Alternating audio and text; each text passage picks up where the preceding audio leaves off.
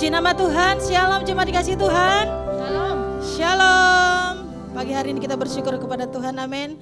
Mari Bapak Ibu dikasih Tuhan, sebelum kita mulai ibadah kita satukan hati, kita mau berdoa. Kami bersyukur Tuhan pagi hari ini buat kebaikan-Mu dalam kehidupan kami Bapa. Kami sungguh bersyukur Tuhan atas kasih setia-Mu yang melimpah dalam kehidupan kami Tuhan. Hari ini Tuhan kami bersyukur Engkau naik menyediakan tempat bagi kami Tuhan. Dalam perayaan ini Tuhan kami percaya Tuhan Yesus, Engkau akan mencurahkan Roh Kudus-Mu atas setiap kami Tuhan. Dan Roh Kudus-Mu yang akan menuntun kehidupan kami Bapa dalam setiap langkah kami Tuhan. Bapa, terima kasih buat pagi hari ini. Engkau membuktikan bahwa Engkau Allah yang hidup dan Engkau naik ke surga. Terima kasih Tuhan Yesus, terima kasih Roh Kudus.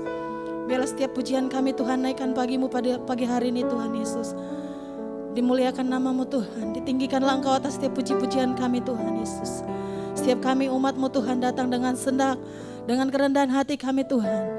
Kami menaikkan syukur kami. Terima kasih Bapa. Terpuji nama-Mu Tuhan pagi hari ini. Di dalam nama Yesus kami berdoa dan mengucap syukur. Haleluya. Amin. Berikan tepuk tangan buat Tuhan Yesus. Haleluya. Tuhan akan mencurahkan rohnya atas kehidupan kita. Amin. Haleluya. Mari kita sama-sama tepuk tangan jemaat yang di Tuhan, yang di rumah-rumah, bahkan dimanapun kita memuji Tuhan Yesus.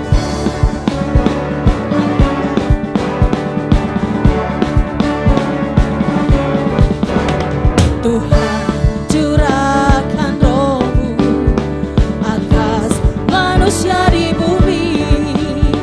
Biar anak-anak-Mu menyampaikan nubuatan, mimpi dan penglihatan, nyatakan isi hati-Mu.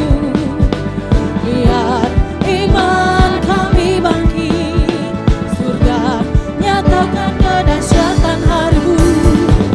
Kan ada kebangkitan yang besar, kan ada pemulihan di negeri kami. Kan ada kebangkitan yang besar, yang berseru kepada Yesus diselamatkan. Haleluya. Tuhan curahkan roh-Mu atas manusia di bumi. Biar anak-anak-Mu menyampaikan nubuatan, mimpi dan penglihatan, nyatakan isi hati-Mu. Biar iman kami bangkit, surga nyatakan kedahsyatan hari-Mu.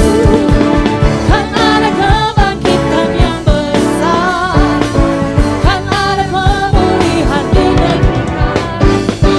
Kan ada kebangkitan yang besar, yang berseru kepada Yesus diselamatkan. Kan ada kebangkitan yang besar, kan ada pemulihan di negeri kami. Kan ada kebangkitan yang besar, yang berseru kepada Yesus diselamatkan. Tepuk tangan di atas kepala yuk. Kan ada kebangkitan yang besar, kan ada pemulihan di negeri kami. Kan ada kebangkitan yang besar, yang berseru kepada Yesus diselamatkan. Yang berseru kepada Yesus diselamatkan. Yang berseru kepada Yesus diselamatkan.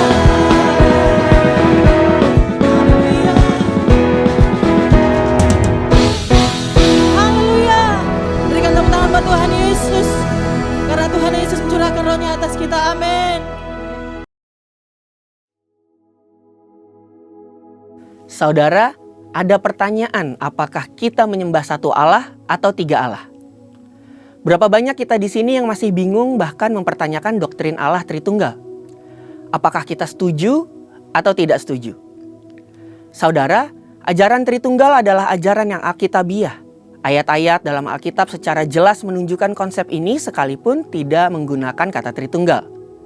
Pemahaman Tritunggal sendiri dirumuskan dari Alkitab oleh bapak-bapak gereja sejak Konsili Nikea tahun 325 Masehi dan telah digunakan oleh gereja selama ribuan tahun untuk menjelaskan pribadi Allah.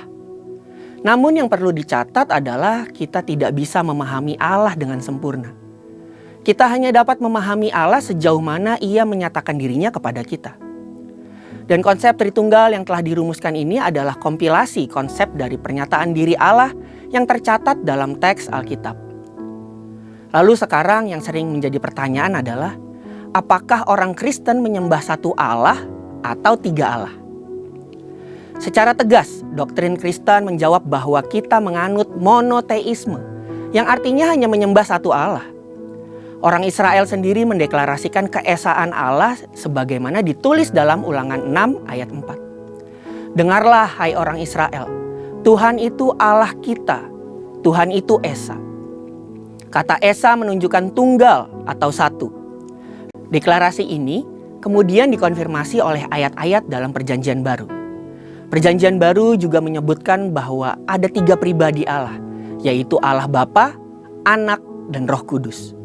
Sebagai contoh adalah peristiwa ketika Tuhan Yesus dibaptis. Dalam peristiwa tersebut terlihat ada peran yang jelas, yaitu Yesus sebagai Allah Anak yang dibaptis, Allah Bapa berbicara dari surga, dan Allah Roh Kudus seperti burung merpati turun ke atas Yesus. Tentu pemahaman kekristenan ini adalah suatu pemahaman yang unik dan mungkin tidak mudah dicerna. Maka pemahaman Tritunggal menjadi jawaban dari permasalahan ini. Kita menyembah satu Allah, yaitu Bapa, Anak, dan Roh Kudus. Ketiganya yang Esa. Pengertian Tritunggal sendiri berarti Allah itu Esa dalam tiga pribadi yang sama kekal dan sederajat. Sama dalam hakikat, tapi beda dalam pribadinya. Satu hakikat, tiga pribadi. Jadi Bapa adalah Allah, Anak adalah Allah, dan Roh Kudus adalah Allah. Tidak ada tiga Allah, melainkan satu Allah. Doktrin Tritunggal ini telah disepakati dan digunakan oleh seluruh aliran Kristen seperti Pentakosta, Injili, Protestan, Katolik, Ortodoks, dan lain-lain. Sehingga dapat menjadi alat ukur apakah sebuah gereja memegang doktrin yang benar atau tidak. Adapun dalam sejarah, pernah ada beberapa pemahaman yang salah terkait doktrin Tritunggal. Karena itu, waspadalah terhadap pemahaman yang salah ini. GBI sendiri lewat pengakuan iman dan pengajaran dasar secara jelas menganut pemahaman Tritunggal, yaitu satu hakikat, tiga pribadi. Ketiga pribadi Allah dalam Allah Tritunggal sendiri juga memiliki peran yang spesifik. Misalnya, Allah Bapa sebagai pencipta dan pemelihara, Allah Anak sebagai pendamai dan juru selamat, Allah Roh Kudus tinggal di dalam kita dan bekerja di hati kita. Lalu sekarang saudara, jika memahami Allah sesulit itu, bagaimana mungkin kita bisa menginjil agar orang-orang bisa bertobat dan menerima keselamatan? Bicara mengenai keselamatan adalah hanya lewat iman kepada Yesus Kristus. Setelah seseorang percaya, bertobat, dan menerima Tuhan Yesus, barulah perjalanan mengenal dan memahami Allah Tritunggal dimulai. Maka dari itu, sambil terus memahami kekayaan dan kebesaran Allah Tritunggal, kita juga harus terus memberitakan Yesus Kristus kepada dunia. Karena keselamatan hanya di dalam Yesus Kristus yang adalah juru selamat dunia.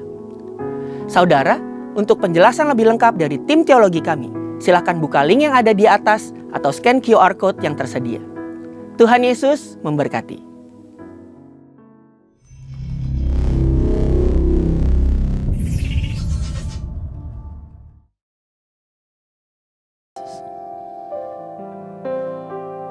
Terima kasih buat kebaikan-Mu Tuhan. Terima kasih buat roh-Mu yang manis. Terima kasih Tuhan. Haleluya Yesus. Ya Roh Kudus,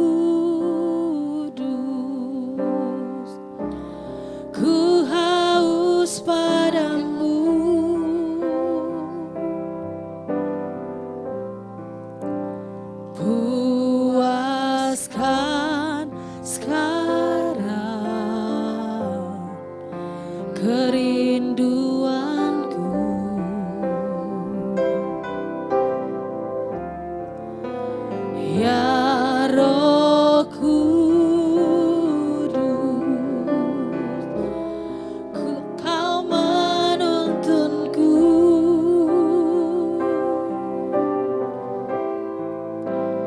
pimpin langkahku,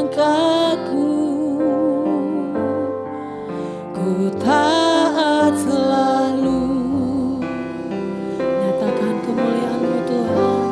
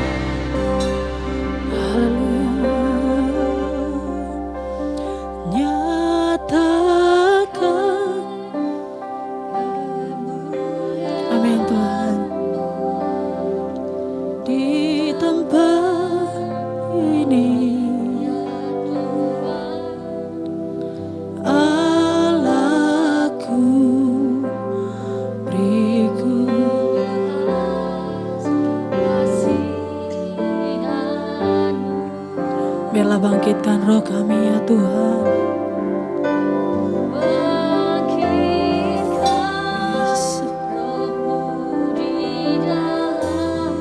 Amin.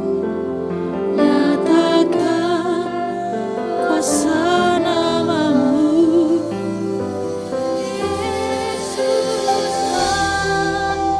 Yesuslah Tuhan. Yesuslah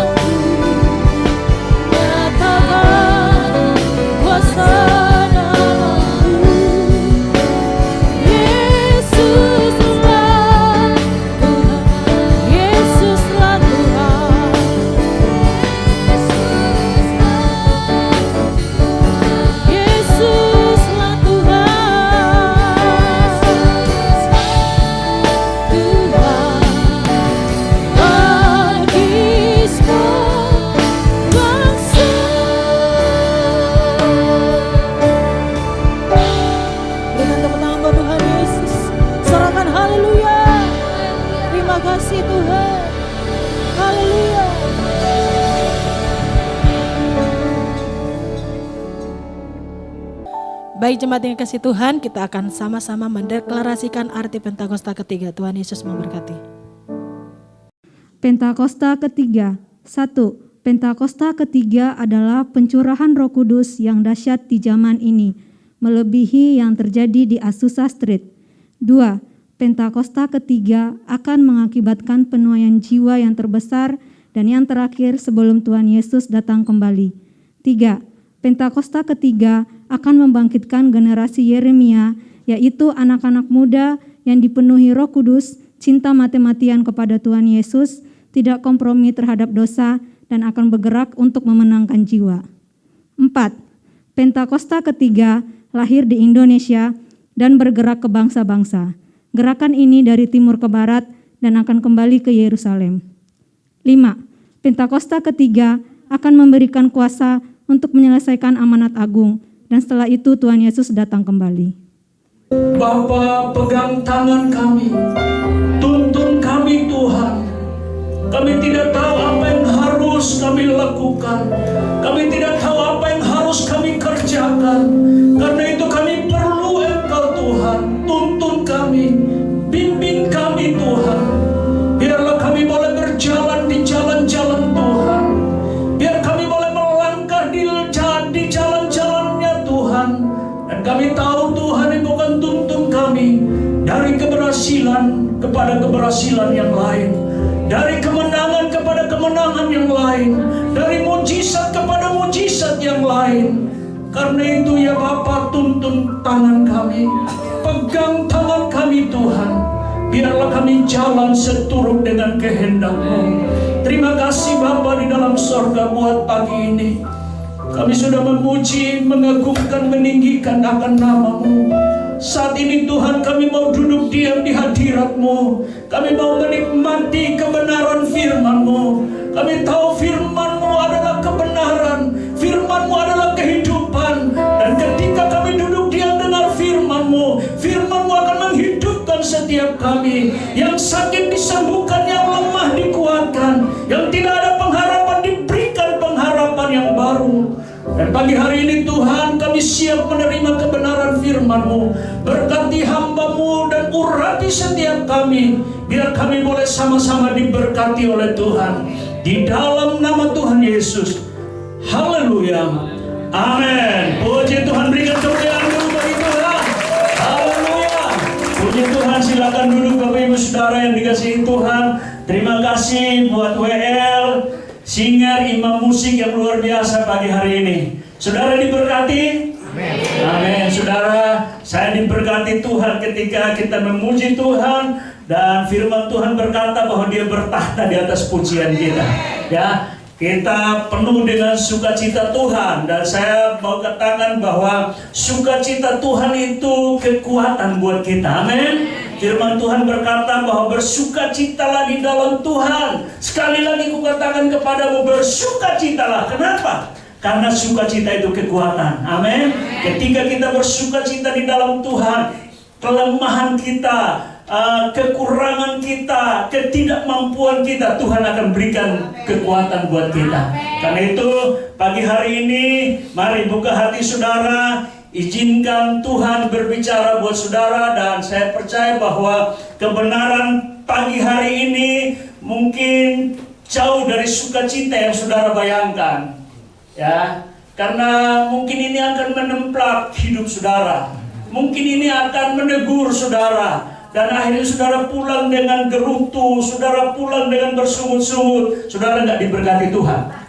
Tapi ketika saudara buka hati dan saudara berkata, Tuhan, apapun yang firman Tuhan sampaikan, sekalipun itu menyakitkan, sekalipun itu nggak enak Tuhan, tapi aku mau diproses. Amin. Ketika kita berkata seperti itu, saya percaya bahwa saudara pulang dari tempat ini, saudara pulang dengan sukacita. Puji Tuhan. Nah, hari ini saya ingin berbicara tentang satu tema yang sebenarnya susah-susah gampang. Ya, susah ketika waktu saudara membaca perikop ini dan Tuhan Yesus tidak secara terbuka berbicara tentang perumpamaan ini. Tapi ketika saudara baca, saudara nggak tahu. Sebenarnya saya pun waktu baca, saya nggak tahu apa sih Tuhan mau bicara, karena Tuhan nggak secara gamblang di situ.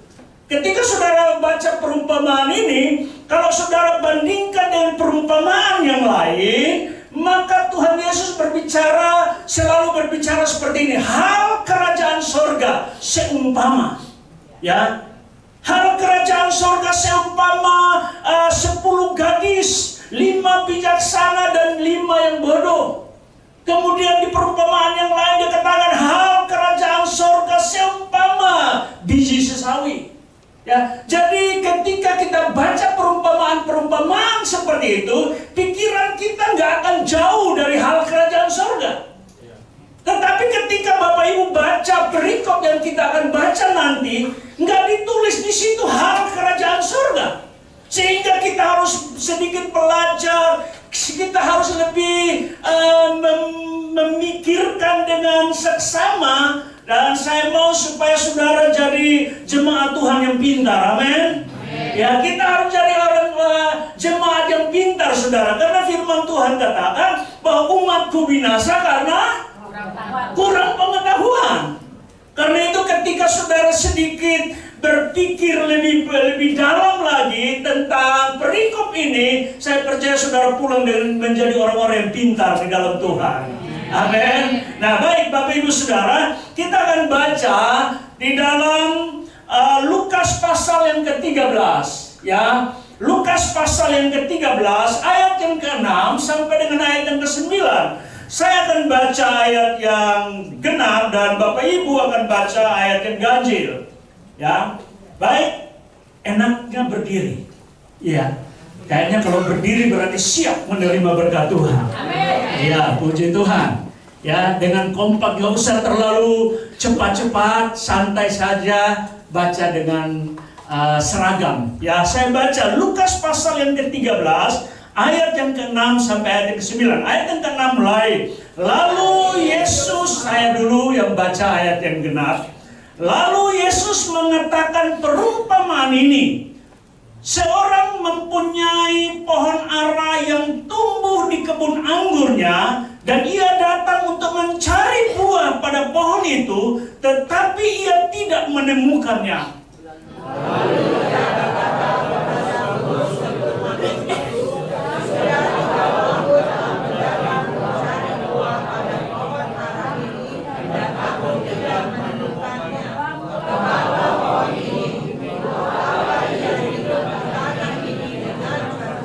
Jawab orang itu, Tuhan, biarkanlah dia tumbuh tahun ini lagi. Aku akan mencangkul tanah sekelilingnya dan memberi pupuk kepadanya.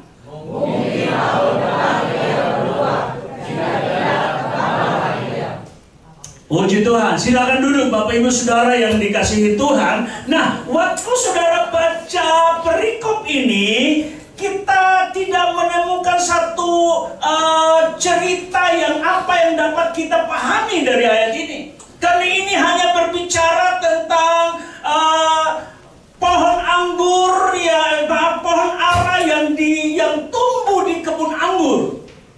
Ya, yang tumbuh di kebun anggur, kemudian pemilik kebun anggur itu membiarkan pohon ini tumbuh. Dan firman Tuhan katakan selama 3 tahun dibiarkan tumbuh di situ. Dia menikmati segala fasilitas yang seharusnya diberikan untuk pohon ara. Diberikan untuk pohon anggur. Seharusnya fasilitas itu diberikan kepada pohon anggur, di mana tanahnya gembur, lalu dibersihkan, disirami setiap saat, dan itu adalah miliknya pohon anggur, saudara. Tetapi firman Tuhan berkata bahwa ada pohon ara yang tumbuh di situ, dan pemiliknya membiarkan dia tumbuh di situ dengan harapan, saudara, siapa tahu 3 tahun kemudian dia akan menghasilkan buah. Kemudian firman Tuhan berkata 3 tahun kemudian pemilik itu datang. Lalu sayang sekali, sangat tragis, saudara. Seharusnya pohon ara itu sudah harusnya menghasilkan buah, saudara. Tetapi selama 3 tahun pohon itu tumbuh di situ dengan fasilitas yang terbaik, dengan tanah yang gembur, dengan dipelihara dengan baik. Tetapi firman Tuhan katakan bahwa dia tidak menghasilkan buah. Lalu pemiliknya berkata kepada pengerja di situ, dia katakan bahwa tebang saja pohon ara ini, karena apa? Dia hidup dengan percuma, dia tidak menghasilkan apa-apa. Nah, kemudian pada akhirnya yang pengurus kebun ini bilang, Tuhan, biarkanlah dia hidup 1 tahun lagi, berikan dia kesempatan 1 tahun lagi, siapa tahu dia berbuah. Kalau dia tidak berbuah, tebanglah dia. Ini cerita singkatnya, Bapak Ibu Saudara. Nah, apa yang kita bisa dapatkan dari cerita ini? Saya waktu baca beberapa kali, saudara, saya nggak menemukan apa-apa. Saya berdoa, Tuhan tolong, ini saya sudah harus khotbah. Tapi apa yang harus saya sampaikan buat jemaat Tuhan? Karena saya rindu supaya jemaat Tuhan juga diberkati Tuhan.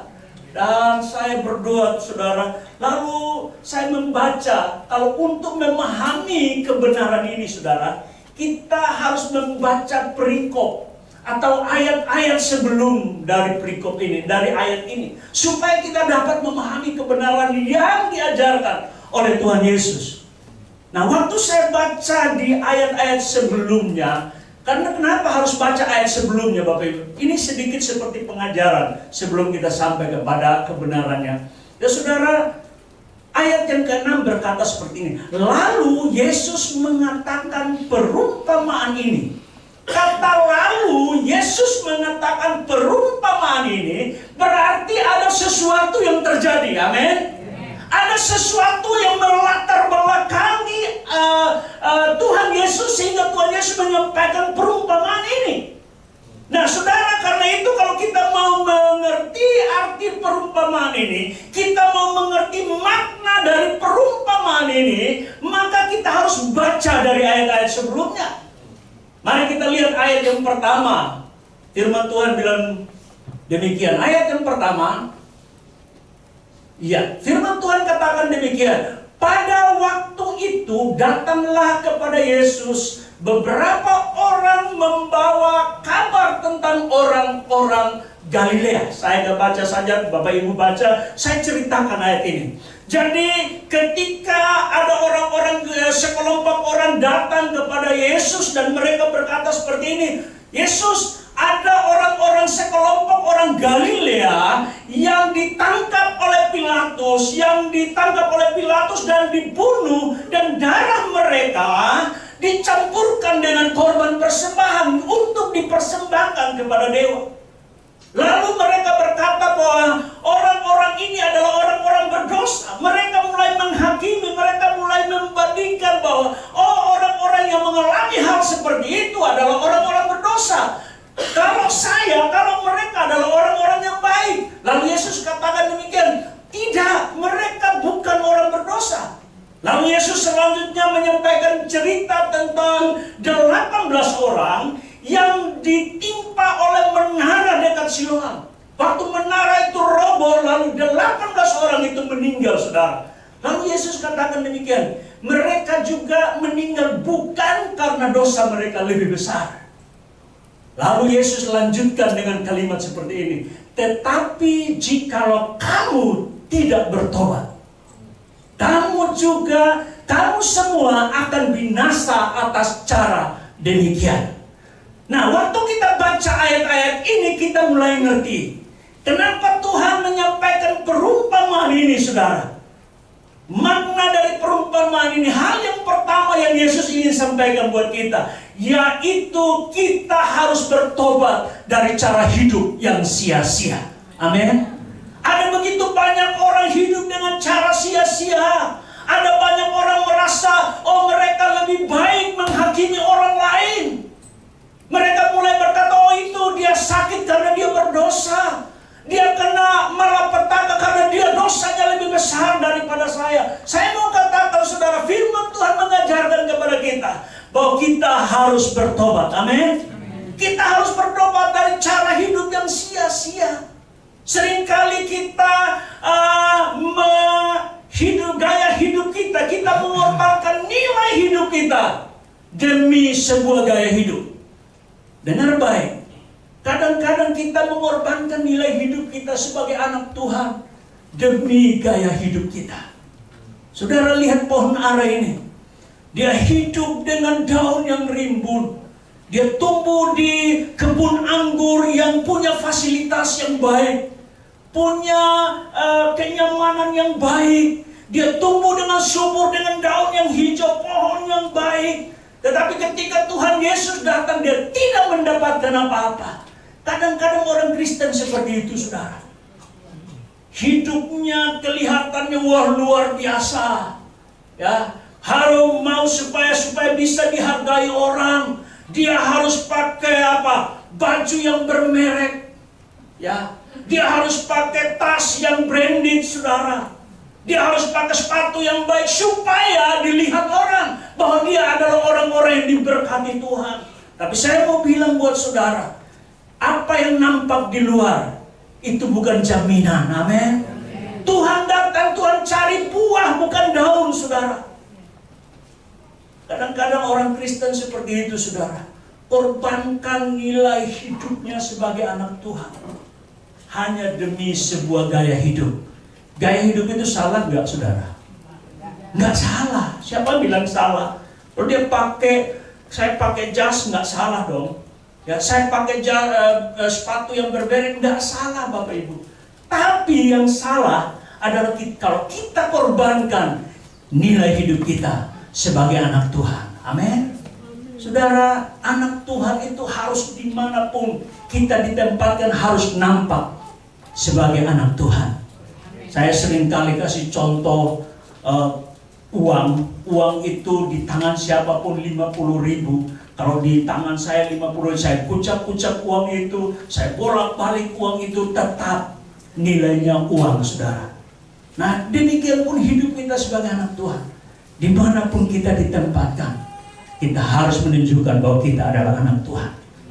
Kadang-kadang kita hanya di gereja, Bapak Ibu. Kalau di gereja kelihatan rohani sekali. Kalau di gereja mulutnya kudus. Luar biasa, saudara. Tapi kalau di luar mulutnya rokok kudus. Saudara, mari. Firman Tuhan bilang bertobat dari cara hidup yang sia-sia. Firman Tuhan mau supaya kita memiliki gaya hidup yang berkenan kepada Tuhan.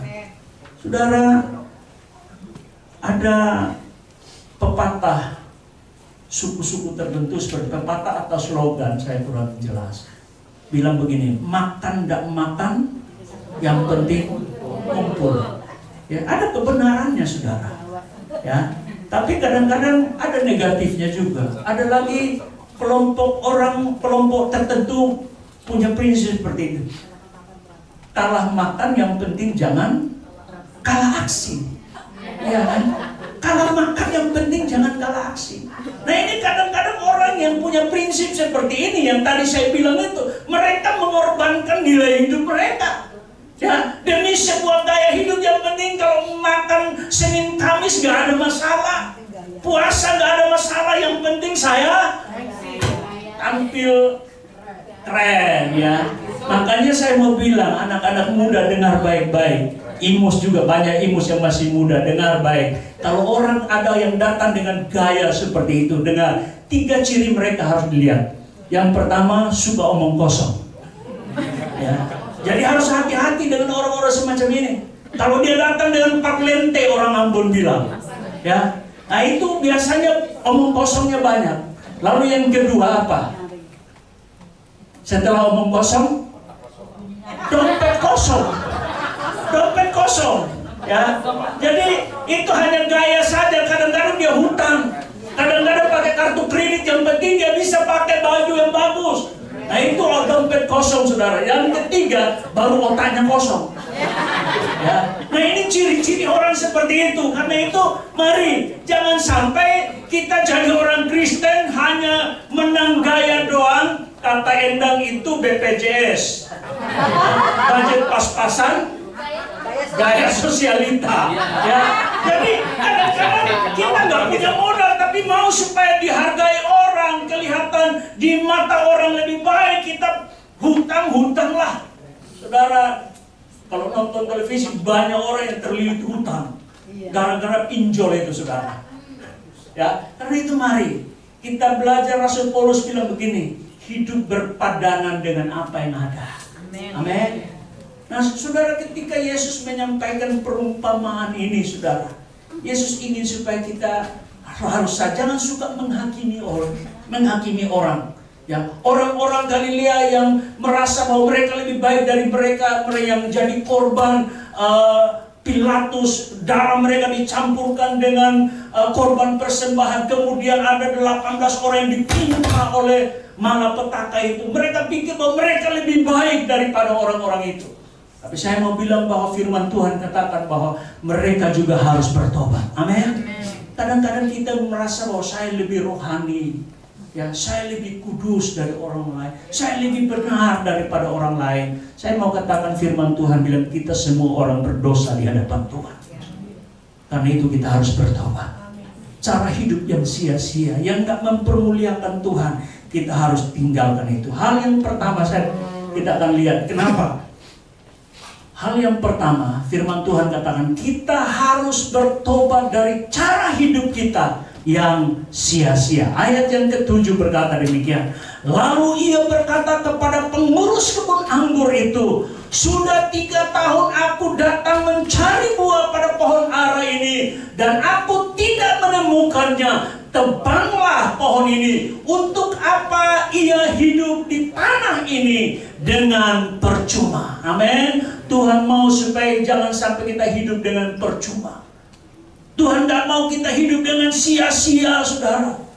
Satu ketika Tuhan Yesus dan murid-murid dalam perjalanan, mereka juga hal yang sama, menemukan waktu Yesus berjalan, Yesus sudah lapar, Yesus ingin mendapatkan buah dari pohon ara.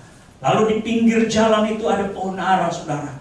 Lalu Yesus datang untuk menikmati, melihat kalau ada buah dari pohon itu, saudara. Lalu firman Tuhan katakan bahwa pohon ara itu tidak berbuah. Lalu apa yang terjadi? Yesus mengutuk pohon ara itu. Sehari kemudian waktu mereka lewat, pohon itu sudah layu dan mati, saudara. Saudara, dari cerita ini memang ini konteks yang berbeda. Tapi saya mau katakan, apakah Yesus tidak tahu pada waktu itu bukan musim buah ara? Yesus tahu. Karena dia maha tahu. Dia tahu bahwa pada waktu itu belum musim buah ara. Kalau saudara baca di dalam konteksnya. Tapi kenapa Yesus marah? Kenapa Yesus marah dan mengutuk pohon ara itu? Padahal waktu itu belum musim pohon ara, buah ara. Saudara, dalam sebuah tulisan saya baca dikatakan demikian bahwa pohon ara biasanya berbuah 3 kali setahun. Dan kalau waktu Yesus lewat di pinggir jalan itu, pohon ara itu sudah tumbuh di situ cukup lama. Itu sekitar bulan Maret dan April. Dan itu harusnya sudah mulai ada tanda-tanda berbuah. Dan waktu Yesus lewat di situ, Yesus ingin melihat buah. Maksudnya bukan buah yang seperti kita bayangkan, oh sudah berbanyak buah. Ada tanda-tandanya dia sudah menghasilkan buah. Yang disebut dengan apa? Pucuk sari. Nah, pucuk sari itu dalam bahasa aslinya yaitu touch. Touch itu tanda buah. Nah, kalau nggak ada tanda itu, pohon ara itu, kalau nggak ada tanda pucuk sari itu, maka bisa dikatakan bahwa sepanjang 1 tahun dia nggak akan pernah berbuah. Karena itu Yesus tahu, saudara, itu bukan musim buah pohon ara, tapi harusnya ada tanda-tanda dia sudah berbuah. Nah, saya mau katakan buat saudara dan saya di tempat ini, sudah berapa lama kita mengiring Tuhan? Sudah berapa lama kita bertobat, kita beribadah di tempat ini? Pertanyaan saya, ada nggak tanda-tanda saudara berbuah? Ada nggak tanda-tanda kita berubah dari hidup yang dulu dengan hidup yang sekarang? Kalau nggak ada tanda-tanda itu, saudara harus bertobat lagi. Amin. Harus bertobat lagi. Kenapa? Kalau saudara sudah bertobat, minimal ada tanda-tanda lebih intim dengan Tuhan. Amin. Kalau saudara bilang, oh saya ini orang yang sudah bertobat, tapi diajak doa, nggak mau doa, diajak baca firman, nggak mau baca firman, diajak gereja, nggak mau gereja, diajak kur, nggak mau kur. Ini dipertanyakan, Bapak Ibu. Kalau kita bilang kita sudah bertobat, ada kerinduan lebih intim dengan Tuhan. Ketika kita intim dengan Tuhan, firman Tuhan katakan bahwa kalau kita intim menempel pada Tuhan, kita pasti berbuah. Amin. Kita pasti berbuah. Jadi itu hal yang pertama. Kalau Bapak Ibu mau supaya kita menghasilkan buah, ya, kita harus bertobat dari cara hidup kita yang sia-sia dan kita mulai intim dengan Tuhan. Hal yang kedua, bagaimana supaya mengapa pohon ara yang itu tidak berbuah? Apa yang Tuhan sedang lihat? Saudara, firman Tuhan hal yang kedua berkata, berbuah bukan suatu pilihan. Amin. Berbuah bukan satu pilihan, melainkan suatu keharusan. Sebagai anak-anak Tuhan, kita harus berbuah. Nggak ada pilihan buat kita. Ketika kita berkata, saya anak Tuhan, saya sudah bertobat dari cara hidup saya yang lama dan menjadi manusia baru, firman Tuhan berkata bahwa kita harus berbuah.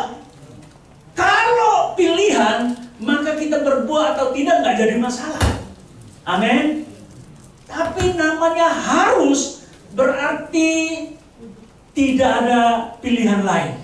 Kita harus berbuah. Firman Tuhan berkata demikian. Lukas pasal yang ke-13 ayat 6, saya kembali. Lalu Yesus mengatakan perumpamaan ini. Seorang mempunyai pohon ara yang tumbuh di kebun anggurnya. Dan ia datang untuk mencari buah pada pohon itu. Tetapi ia tidak menemukannya. Saudara, firman Tuhan katakan, Tuhan datang mencari buah. Tuhan mencari buah, saudara. Kadang-kadang kita jadi orang Kristen bertahun-tahun, tapi kita nggak pernah menghasilkan buah. Saudara, Tuhan tahu ya seberapa jauh pertobatan kita. Tuhan, kalau kita baru bertobat, Tuhan juga nggak akan menuntut lebih banyak, saudara. Tapi Tuhan mau supaya harus ada tanda-tanda buah itu.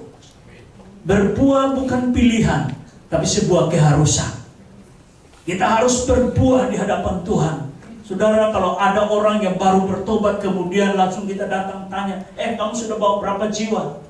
Gak mungkin, saudara. Saya tahu Tuhan juga tahu itu. Tapi pasti ada perubahan, ada tanda-tanda pertobatan kita. Ada tanda-tanda bahwa kita menghasilkan buah. Yaitu apa? Touch itu. Kita harus berbuah. Dan pagi hari ini saya mau supaya ketika kita jadi anak Tuhan, kita harus mulai berubah dari cara hidup kita, dari kebiasaan kita yang tidak memuliakan Tuhan, supaya kita bisa menghasilkan buah. Saudara, kenapa kita harus menghasilkan buah? Karena buah itu melalui buah orang bisa kenal kita. Amin. Bagaimana orang bisa tahu bahwa saya ini anak Tuhan atau anak setan?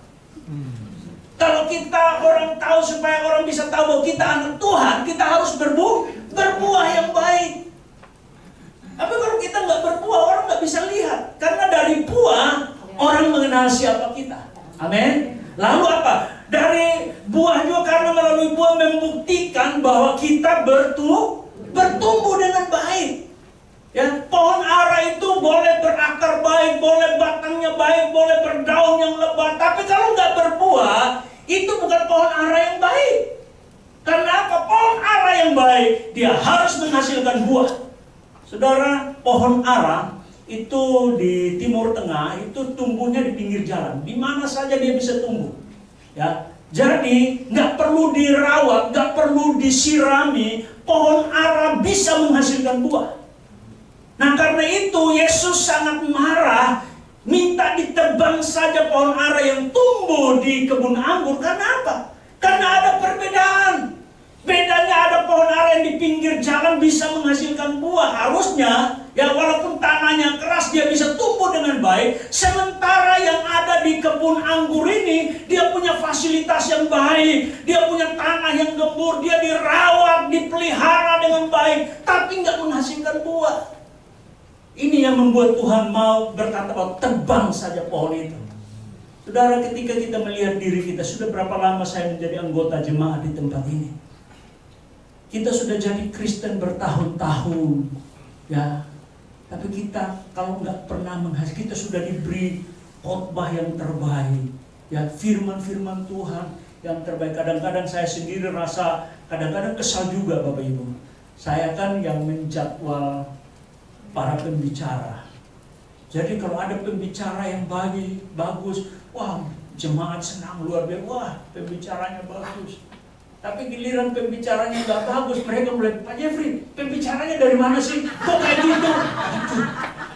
Giliran pembicaranya bagus, nggak pernah, Pak, terima kasih loh. Nah, saya nggak minta dihormati. Cuma maksud saya begini, bahwa kalau kita sudah diberkati dengan firman Tuhan yang baik, kita sudah diberikan dengan pengajaran-pengajaran yang baik, seharusnya kita berbuah. Amin. Harusnya kita berbuah.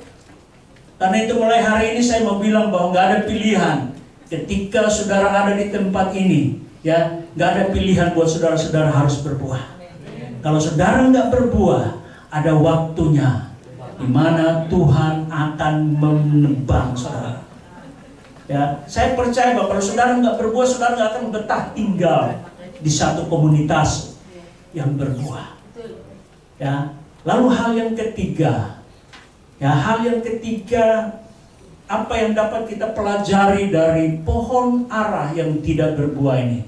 Saudara, ayat yang ke-8 dan 9 berkata seperti ini. Jawab orang itu, Tuhan, biarkanlah dia tumbuh tahun ini lagi. Aku akan mencangkul tanah sekelilingnya dan memberi pupuk kepadanya. Mungkin tahun depan ia berbuah. Jika tidak, tebanglah dia. Hal yang ketiga, selalu ada kesempatan. Namun setiap kesempatan ada batasnya. Amin. Ada batas waktunya. Saudara, Tuhan selalu memberkati saudara. Hari ini belum bisa menghasilkan buah yang baik. Dengar baik, ada kesempatan yang Tuhan beri buat saudara. Ada waktu yang Tuhan beri buat saudara. Untuk apa? Untuk belajar, untuk berbuah. Karena itu saya mau bilang buat saudara, kalau saudara ketika diberikan kesempatan dan saudara tidak berbuah, ada waktunya saudara akan dibuang. Ada waktunya saudara akan ditebang dan saudara akan dibuang ke api yang akan menyala dan menghanguskan. Saya mau katakan bahwa setiap waktu ada kronosnya. Dalam bahasa aslinya kronos. Kronos itu ada durasinya, ada episodenya. Jadi setiap waktu yang kita punya Mari jangan sampai kita lewatkan. Karena apa? Episode ini akan berlalu. Kalau kita lompat kepada episode yang lain, maka itu enggak kronologi. Ini kronos itu dari asal kata kronologis. Jadi sudah, biasanya ibu-ibu gini, mereka nonton satu sinetron yang ada episodenya. Kalau lompat episodenya, hilang ceritanya. Iya Pak ya? Makanya biasanya apa? Nah itu anak saya. Ya itu kalau kita nonton sebuah cerita sinetron, kalau bisa harus apa? Urutan supaya nggak hilang ceritanya. Nah karena itu waktu atau kronos ini seperti itu. Jangan sampai kita lewatkan, kita lompat waktu atau durasi yang sudah ada. Supaya apa? Supaya cerita hidup kita sesuai dengan sejarah yang ada. Lalu selain kronos ada namanya kairos. Kairos itu waktunya Tuhan. Nah, waktu itu kesempatan atau apa? Momentum. Momentum itu kalau lewat, momentum gak akan kembali lagi. Jadi sebagai anak Tuhan, ada kesempatan hari ini, saudara masih sehat, saudara masih kuat, saudara masih bisa melangkah ke gereja. Jangan lewatkan minggu ini. Amin. Kita harus hadir di gereja. Saya bersyukur ada orang-orang di tempat ini yang rasanya tubuh mereka secara fisik lemah. Ada orang-orang yang sudah umur, tapi mereka tetap setia. Saya bukan berarti memuji opung yang di tempat ini, enggak. Sudah lanjut saudara, tapi dia tetap setia. Ada Ibu Marta yang dengan tongkat, tetapi dia juga tetap setia. Saya bukan memuji, tapi saya mau ingin katakan bahwa selama Bapak Ibu yang lain belum pegang tongkat seperti itu, Bapak Ibu yang lain masih bisa berjalan, mari jangan lewatkan momentum ini, amin. Jangan lewatkan ini kesempatan saudara. Saudara, ada sebuah cerita tentang penulis lagu, pencipta lagu Wilhelmus Latumahina, ya orang Ambon, seorang hamba Tuhan. Dia punya anak sulungnya, ya anak sulungnya waktu itu ditabrak dan akhirnya meninggal saudara. Lalu pendeta Wilhelmus ini dia merenungkan Tuhan, kenapa anak ini masih bisa melayani Tuhan, tapi dia sudah meninggal, dia tidak bisa berbuat apa-apa lagi. Lalu akhirnya dari peristiwa anaknya ini, Wilhelmus ini menciptakan lagu Hidup Ini Adalah Kesempatan. Ya, itu lagu yang sangat menginspirasi saudara. Saya mau katakan buat saudara, kalau saudara masih sehat, ya, saudara masih bisa kuat, saudara, pergunakan waktu dengan baik. Pergunakan kesempatan ini dengan baik. Sebab apa? Satu ketika kita hanya bisa ada di peti mati dan melipat tangan dan tidak bisa berbuat apa-apa lagi. Saudara, kemarin saya pulang dari tempat ini dan saya masih ganti ban motor saya dan saya pulang sekitar jam 10. Saya pulang sampai jam 10, di rumah saya sudah dipasang di dekat rumah, gang di dekat rumah saya dipasang bendera kuning. Bendera kuning. Lalu saya motor nggak bisa masuk karena sudah parkir di sini saja, padahal rumah saya di dalam. Akhirnya parkir di luar. Lalu saya tanya, kenapa? Ada yang meninggal. Saya pikir meninggal apa di rumahnya. Oh ya udahlah. Saya masuk nggak taunya jenazah itu dibikin di depan pintu rumah saya, Bapak Ibu Saudara. Di depan pintu rumah. Ya, kebetulan ada yang bantu saya di rumah, jadi dia yang jaga rumah. Dan dia bilang, Pak, maaf, ini ada orang yang meninggal, jadi mayatnya ditaruh di depan rumah. Ini pintu gerbang masuk saya, di situ bikinnya. Lalu dia bilang, jadi mereka ambil, karena mereka orang seberang, ambil air dari rumah saya, taruh di tong besar untuk mandikan dia. Lalu, jadi di situ aja, di kayak yang orang seberang biasanya kayak apa, nggak ada peti kan begitu aja. Di balai-balai ditaruh di situ, lalu ditutuplah kain Tapi di depan rumah saya, jadi saya lewat ya harus lihat. Oh, ya, akhirnya setelah itu ya Pak gini-gini, baru mereka ngomong, ya udah nggak apa-apa. Karena bukan kali ini saja saudara. Saya di sana sudah hampir 2 jenazah yang dimasukkan, ditaruh di dalam rumah saya, bukan hanya ini, bukan di depan, ini di dalam rumah saya. Jadi maaf, tempat saya agak beberapa 2-3 tingkat, jadi saya dengan istri di lantai 2, anak-anak di lantai 3, dan di bawah itu kami hanya mandi, makan, dan biasanya kami nggak pakai bawah itulah, hanya pakai makan dan mandi dan itu. Nah, jadi biasa ada 2 mayat ya disolatinnya, di itunya sembayanginnya di ruang bawah saya itu, di tempat itu. Pak boleh nggak? Oh boleh, silakan. Saya nggak pernah takut sudah. Jadi di solatinnya di situ. Kemudian beberapa tahun kemudian ada lagi minta, Pak bisa nggak dipakai rumah? Silahkan pakai. Jadi saya di atas, mereka di bawah sholatin, saya tidur di atas. Jadi seperti itu. Nah kemarin kejadian lagi, cuman nggak sempat masuk, ya nggak sempat masuk. Jadi mereka hanya bilang, Pak bisa nggak dimasukkan untuk di kafani di dalam. Oh silakan, saya bilang. Ya pakai aja, karena daripada di teras rumah saya mendingan masuk kan aman. Ya, kalau saya masuk aja. Terus Pak hatinya, ya nanti coba kita pikirin. Lalu dia bilang, oh kalau masuk ke rumah Bapak itu harus ngiringnya begini, jadi nggak bisa, di luar saja. Ya sudah nggak apa-apa, saya bilang. Mau di luar, mau di dalam nggak apa-apa.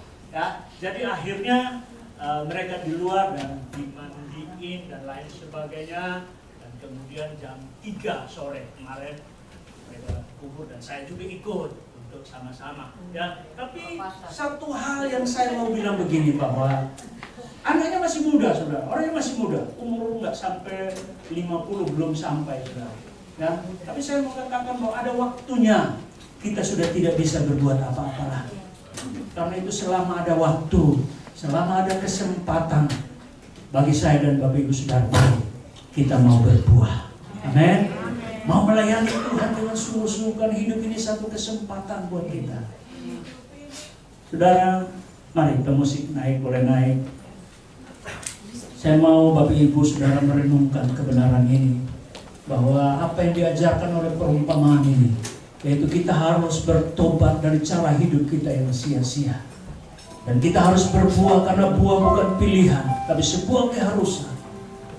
Dan yang ketiga, firman Tuhan mau supaya kita pergunakan kesempatan ini dengan baik. Karena kesempatan akan berlalu dan tidak akan pernah kembali lagi. Karena itu mari kita pergunakan kesempatan ini. Saya rindu kita berdiri bersama-sama di hadapan Tuhan. Kita nyanyikan itu pujian, hidup ini adalah kesempatan. Biar ini menjadi doa kita, ini menjadi kerinduan kita siang hari ini. Tuhan, pakai aku selagi aku kuat. Tuhan, pakai aku selagi aku sehat. Biarlah hidupku mempermuliakan akan nama-Mu. Hidup ini adalah kesempatan. Haleluya. Nyanyikan pujian kita sungguh-sungguh.